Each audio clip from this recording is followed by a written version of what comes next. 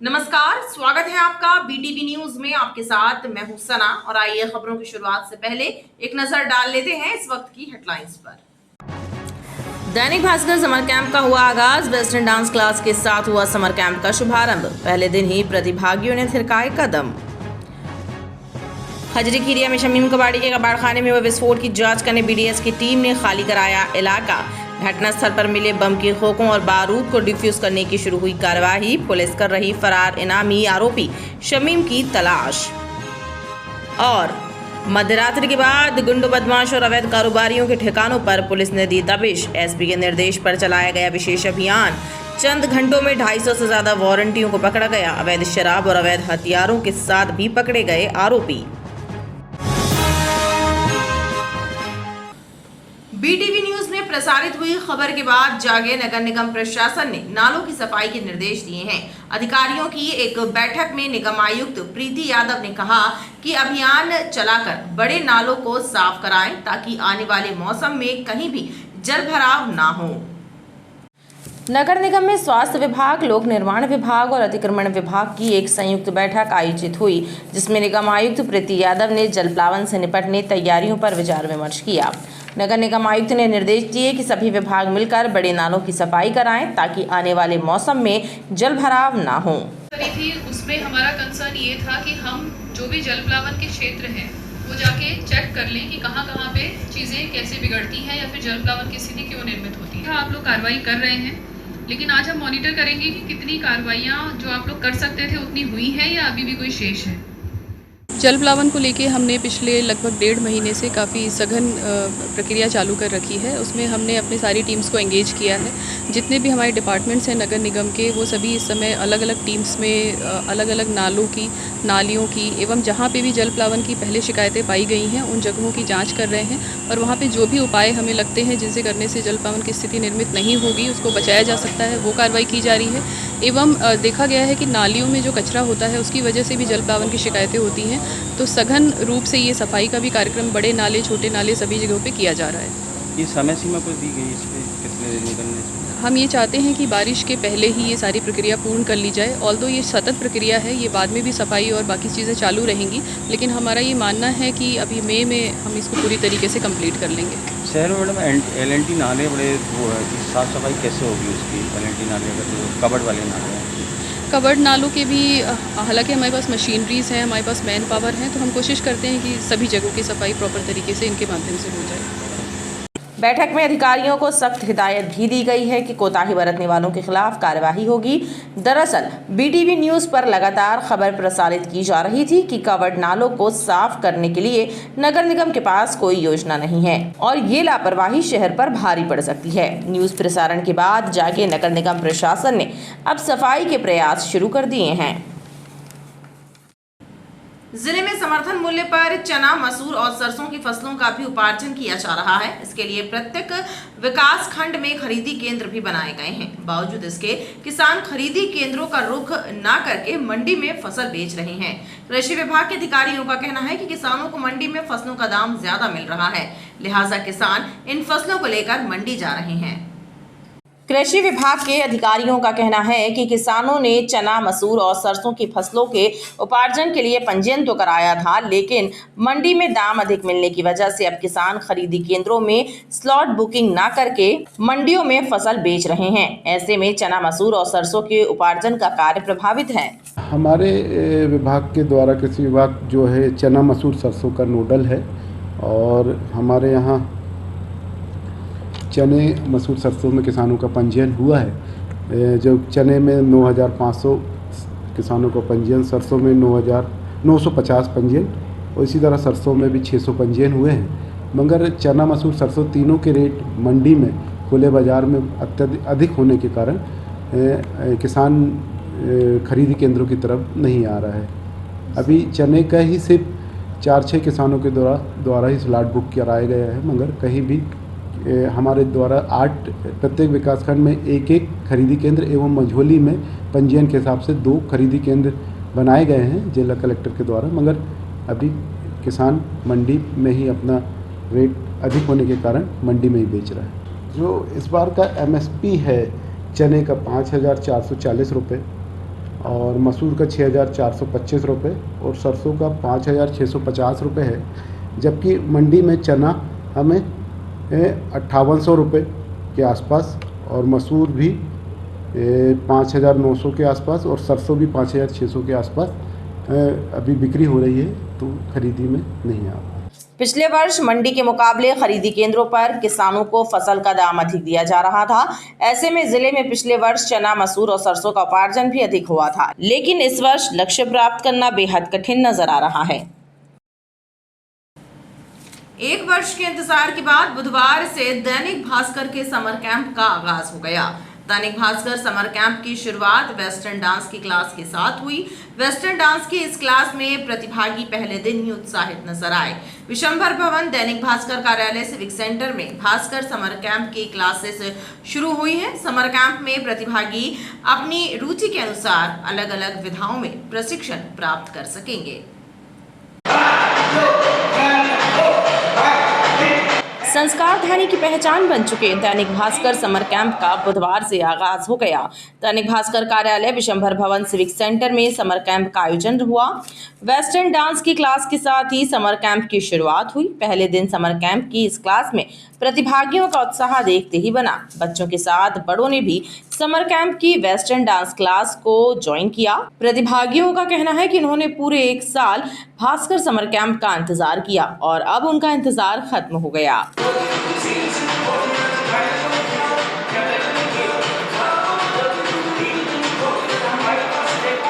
मैं Dainik Bhaskar summer camp में आया हूँ। यहाँ पे जो आशीष सर हैं और बाकी अन्य स्टाफ हैं, सब अच्छा नई नई चीज़ें हम लोगों को सिखा रहे हैं। हमें काफ़ी अच्छा लग रहा है। समर कैंप काफ़ी चीज़ों का है, यहाँ पर डांस का है, पेंटिंग का है, अपना ब्यूटी का है, काफ़ी है। बच्चों के हिसाब से काफ़ी है। समर कैंप में काफ़ी चीज़ें सिखा रहे हैं, तो अच्छा है ये। दैनिक भास्कर समर कैंप का फर्स्ट डे है। बहुत दिन से हम लोग इंतज़ार कर रहे थे। मैं अपनी फ्रेंड के साथ आई हूँ कि हमें इस बार समर कैंप में डांस ज्वाइन करना ही है। और शुरुआत में जब हम आकर बैठे तो लग रहा था कि हम बच्चों के साथ कैसे करेंगे, लेकिन फिर तो अपने आप खो गए। सर ने इतने अच्छे से सिखाया कि हम लोग भाव विभोर होकर डांस सीखने लगे। आज पहला दिन? हाँ, आज पहला दिन है। बहुत मज़ा आ रहा है। आके पहले तो लगा कि कैसा क्या होगा, पर आने के बाद जब हमने भी ज्वाइन किया इनके साथ तो हमें बड़ा अच्छा लगा। वो कहते हैं ना, दिल तो बच्चा है जी, बड़ा सच्चा है जी। तो बच्चों के साथ बड़े भी बड़े मनोरंजन के साथ इस समर कैंप का लुत्फ़ उठा रहे हैं। और मैं सारे संस्कार धानी वासियों से अपील करूंगा कि अपने बच्चों को इस समर कैंप में ज़रूर भेजें और इसका लुत्फ़ उठाएं। तरह तरह के पेंटिंग्स हैं, आर्ट्स हैं, क्राफ्ट्स हैं, वैदिक मैथ्स है, सभी प्रकार के यहाँ पे समर कैंप के लिए आयोजन किया गया है। ये एक अच्छी पहल है दैनिक भास्कर की, इसकी मैं सराहना करता हूँ। कोरियोग्राफर स्वप्निल जालौन और उनकी टीम वेस्टर्न डांस की क्लास में प्रतिभागियों को डांस का प्रशिक्षण दे रहे हैं। पहले ही दिन प्रतिभागियों को कोरियोग्राफर्स ने डांस के बेसिक टिप्स की जानकारी दी।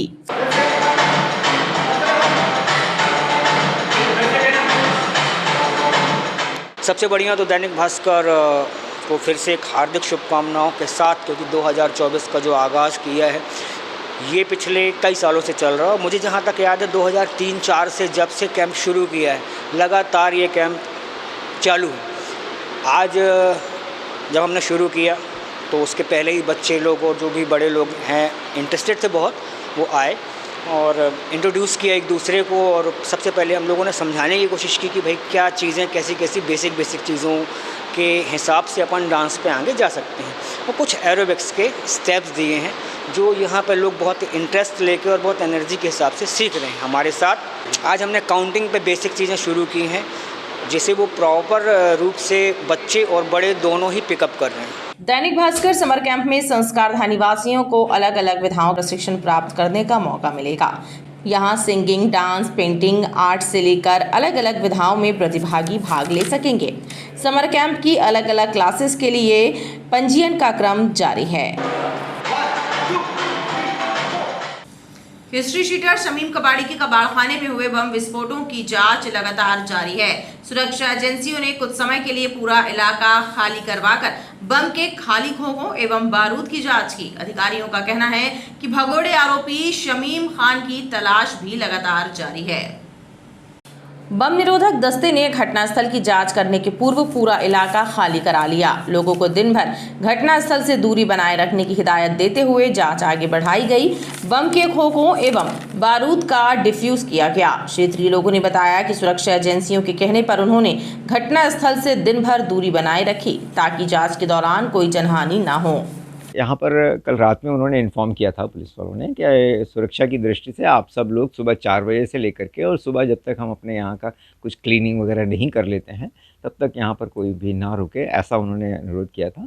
और बोल के गए थे कि सुबह 4 बजे सभी को जाना है। और तो यहाँ पर जितनी भी हैं वर्कशॉप्स हैं, कुछ गोदाम हैं और कुछ एक फैक्ट्री भी हैं और डेयरी में लोग रहते हैं, हम लोग यहाँ रह रहे हैं, तो सभी लोग सुबह 4 बजे यहाँ से चले गए थे। कुछ लोग तो रात में ही चले गए थे, जैसे मेरे परिवार के सारे सदस्य जो है रात में ही यहाँ से चले गए थे और मैं रुक गया था। मैं 4 बजे यहाँ से गया और अभी जब उन्होंने अलाउ किया तो फिर हम लोग अंदर आ गए। जय बोले कि आप यहाँ से 4 बजे रात के निकल जाना, ब्लास्टिंग हो सकती है, सफाई का काम चलना है, इसलिए इतना ही बताए हैं। और हम लोग भी निकल गए 4 ही बजे रात के चौअड्डा पहुँच गए। वहीं से अभी आए जब रास्ता खुली आए, और बाकी की तो हमको जानकारी नहीं है क्योंकि चौगड्डे में थे। 3-4 रहते हैं। हाईवे भी बंद करती है? नहीं, हाँ हाईवे बीच बीच में बंद होती थी और खुल जाती थी बीच बीच में। किनारे वाली तो ये पूरी टोटल बंद थी, अभी चालू हुई। सभी को हटाया? हाँ, आसपास के सभी लोगों को हटाया गया। वहीं पुलिस अधिकारियों ने बताया कि भगोड़े आरोपी शमीम कबाड़ी के ठिकानों से मिले विस्फोटकों का सुरक्षित विनिष्टीकरण कराया गया है। जो रचा मेटल इंडस्ट्रीज के जो भगोड़े आरोपी हैं शमीम कबाड़ी, उनके उससे जो भी सर्च के दौरान जितनी भी खोखे, सेल और जो वहाँ पर बम मिले थे, उस सभी चीज़ों को आज BDDS की एक्सपर्ट टीम के द्वारा विस्फोट करके उसको सुरक्षित उसका नष्टीकरण किया गया है और आगे इसमें वैधानिक कार्रवाई की जा रही है। पुलिस द्वारा लगातार वैधानिक कार्रवाई इसमें की जाती रही है। अभी भी उसके ऊपर 15,000 रुपये का इनाम घोषित हुआ है और हमारी टीमें लगी हुई हैं और जल्द ही उसे गिरफ्तार कर लिया जाएगा। पुलिस के मुताबिक फरार आरोपी शमीम कबाड़ी की तलाश जारी है और जल्द ही उसे गिरफ्तार कर सीखों के पीछे पहुंचाया जाएगा। गर्मी के इस मौसम में ग्रामीण इलाकों में पेयजल का संकट गहराने लगा है। पानी के लिए लोगों के बीच लड़ाई झगड़े की नौबत आने लगी है। ग्राम खाना के कई क्षेत्रों में पानी के लिए हाहाकार मचा हुआ है। क्षेत्र के लोगों ने कलेक्टर को भी शिकायत पत्र के माध्यम से पेयजल संकट की जानकारी दी। गर्मी के मौसम में जिले के ग्रामीण इलाकों में पेयजल का संकट गहराने लगा है। हालात ये हैं कि पानी के लिए हाहाकार मचने लगा है। ग्राम खाना के कई वार्डों में भी पेयजल संकट है। ऐसे में पानी को बूंद बूंद के लिए लोग लड़ने झगड़ने को भी तैयार है। भीषण जल संकट का सामना कर रहे लोगों ने कलेक्टर दीपक कुमार सक्सेना को शिकायत पत्र के माध्यम से पेयजल संकट की समस्या की जानकारी दी और उनसे समस्या का समाधान करने की मांग की। हम ग्रामीण जो है ग्राम खाना वाले इस कारण भटक रहे हैं कि हमारे यहाँ जो है ग्राम पंचायत में जो है पानी की एकदम बहुत समस्या है। वार्ड नंबर 1, 2 और 5 में जो है पानी की इतनी समस्या है कि जो है PHC की जो टंकी लगाई गई है करोड़ों रुपए खर्च करके, वो आज तक चालू नहीं हुई। पाइपलाइन बिछा दी गई, नल भी उसमें लगा लेकिन चालू। और ग्राम पंचायत की जो पुरानी लाइन थी उसको इन लोगों ने जगह जगह तोड़ दिया है और कम से कम जो बोर है वो 1 किलोमीटर दूर से जो है आता है 1 नंबर वार्ड 2 नंबर वार्ड में। और यहाँ आते आते उनका कहना है कि हमारा टाइम ख़त्म हो जाता है और पानी हम लोग को बिल्कुल मिल नहीं रहा है। इसमें हम लोगों ने ग्राम पंचायत को भी लिख के दिया, CO पनागर को भी लिख के दिया और कलेक्टर को भी लिख के दिया, लेकिन पानी के लिए हमारी कोई भी समस्या का निदान नहीं हुआ। 1-1.5 वर्ष से पहले पिछली पंचायत ने बोर खोदा है, लेकिन उसमें आज तक जो है वो समरसेल पंप नहीं लगाने से हम लोग बिल्कुल पानी के लिए बहुत समस्या, रोज़ लड़ाई झगड़े हो रहे हैं, रोज़ सरपंच को शिकायतें हो रही हैं, जनपद को और कलेक्टर को, लेकिन पानी की कोई व्यवस्था ही नहीं हो रही है। स्थानीय लोगों का कहना है कि वह ग्राम पंचायत पनागर CEO को भी इस समस्या से अवगत करा चुके हैं, लेकिन अब तक समस्या का समाधान नहीं हुआ है, लिहाजा ग्रामीणों में नाराजगी व्याप्त है। माढ़ोताल करमेता के पास मां रेवा नगर के रिहायशी इलाके में रहने वाले कई परिवारों को स्थायी विद्युत कनेक्शन प्रदान नहीं किए जा रहे हैं, लिहाजा लोगों के द्वारा TC कनेक्शन लेकर बिजली का उपयोग किया जा रहा है। माढ़ोताल करमेता के समीप मां रेवा नगर में रह रहे परिवारों ने स्थायी विद्युत कनेक्शनों की मांग को लेकर कलेक्टर के नाम एक मांग पत्र सौंपा। बस्ती के परिवारों ने बताया कि बिजली विभाग के द्वारा उन्हें विद्युत की सप्लाई कनेक्शन प्रदान किए गए हैं, लिहाजा उन्हें अस्थायी विद्युत कनेक्शन से बिजली उपयोग करनी पड़ रही है, जिसकी एवज में उन्हें हजारों रुपए का बिजली का बिल चुकाना पड़ रहा है। बिजली विभाग द्वारा स्ट्रीट लाइट और विद्युत कनेक्शन के लिए विद्युत खंभे लगाए गए हैं, लेकिन उन्हें स्थायी विद्युत कनेक्शन नहीं दिए जा रहे हैं, जिससे रहवासी परेशान हैं। मैं शांता कुंज कॉलोनी रेवा नगर वार्ड नंबर 73 से हूँ और सर मेरा टीसी कनेक्शन का बिल सर मतलब 16,000 आया है, किसी का 8,000, किसी का 10,000। सर मेरे मिस्टर एक पंचर बनाते हैं, मेरे 4 बच्चे हैं, मैं ये इतना बिल कहाँ से पे कर पाऊँगी। और मैं चाहती हूँ कि जल्द से जल्द मेरा लाइट लग जाए और हम लोग सभी वासियों के लिए सुविधा हो। हमने हर जगह अप्लाई किया, कुछ नहीं हो रहा सर, और मैं कहाँ से 16,000 बिल भर सकती हूँ। ये माँ रेवा नगर जो है अपना माड़ोताल वाले निवासी, इन लोगों ने ज्ञापन दिया कि इनके कॉलोनी में स्ट्रीट लाइट नहीं है, बिजली के परमानेंट कनेक्शन नहीं है, अस्थायी कनेक्शन है, तो चार्जेस ज़्यादा है इसके लिए नहीं कहता सर। इसके लिए क्या इसे एमपीबी के लिए लिखा जाएगा। जिला प्रशासन के अधिकारियों ने क्षेत्रीय लोगों को आश्वासन दिया है कि इस संबंध में विद्युत विभाग को आवश्यक कार्यवाही के लिए दिशा निर्देश दिए जाएंगे। चरगवा के एक गांव में बदमाशों ने एक घर में आग लगा दी। घटना के समय परिवार घर में सो रहा था। गनीमत ये रही कि घटना में किसी भी तरह की कोई जनहानि नहीं हुई। बताया जाता है कि घर में हुई आगजनी की ये घटना सीसीटीवी कैमरों में कैद हुई है। चरगवा पुलिस ने मामले में प्रकरण दर्ज कर घटना की जांच शुरू कर दी है। चरगवा के गांव में रहने वाले गणपत चक्रवर्ती के घर अज्ञात लोगों ने आग लगा दी। बदमाशों के द्वारा आग लगाए जाने की घटना का सीसीटीवी वीडियो भी सामने आया है। घटना रविवार सोमवार की दरमियानी रात की है। इस घटना में घर में रखी मोटरसाइकिल, अनाज और अन्य सामान जलकर खाक हो गया। गनीमत ये रही कि घटना में कोई जनहानि नहीं हुई। पुलिस को मिले सीसीटीवी वीडियो में एक शख्स घर से बाहर निकलते हुए नजर आ रहा है। पुलिस सीसीटीवी के आधार पर घटना की जाँच कर रही है। अहमदपुर थाना चरगवा में रहने वाले गणपत चक्रवर्ती ने एक रिपोर्ट दर्ज कराई है कि 28-29 की दरमियानी रात करीब 2 से 2:30 बजे कुछ लोगों ने उसे आवाज़ लगाई कि उसके पुराने मकान में आग लग गई है। तत्काल उन लोगों ने सबने मिलकर आग बुझाई। आग में लगभग उसका एक मोटरसाइकिल और गेहूं और कुछ खप्पड़ वप्पड़ जो किवाड़ थे वो जले थे। करीब 70,000 का उसको नुकसान हुआ है। पास की लगे ही सीसीटीवी में देखा गया है तो कोई एक अज्ञात व्यक्ति उसके घर में घुसकर बाहर निकलता हुआ दिख रहा है। थाने पर 435 भारतीय दंड विधान का अपराध दर्ज कर लिया गया है और उस अज्ञात व्यक्ति की तलाश की जा रही है। इस घटना से परिवारजन दहशत में है। परिवारजनों ने बताया कि 3 लोग वारदात के दिन आए थे, जिनमें से एक व्यक्ति ने इस वारदात को अंजाम दिया। परिजनों का कहना है कि इस वारदात को लेकर उनको कुछ लोगों पर शंका भी है। फिर अचानक एकदम से हम लोग उठे, देखी तो आग लग गई थी। फिर हम लोग पानी डालने लगे। सुबह हमको मालूम चला बाजू वाले के यहाँ कैमरा लगा है तो उसमें वीडियो देखा तो 3 व्यक्ति आए। 2 वहाँ बैठे थे, निगरानी कर रहे थे और एक ने काम कर दिया, अपना आगे पेट्रोल टैंक से निकाला और फिर आग लगा दिया उसने और फिर इसी साइड भाग गया। पुलिस को दी थी सूचना?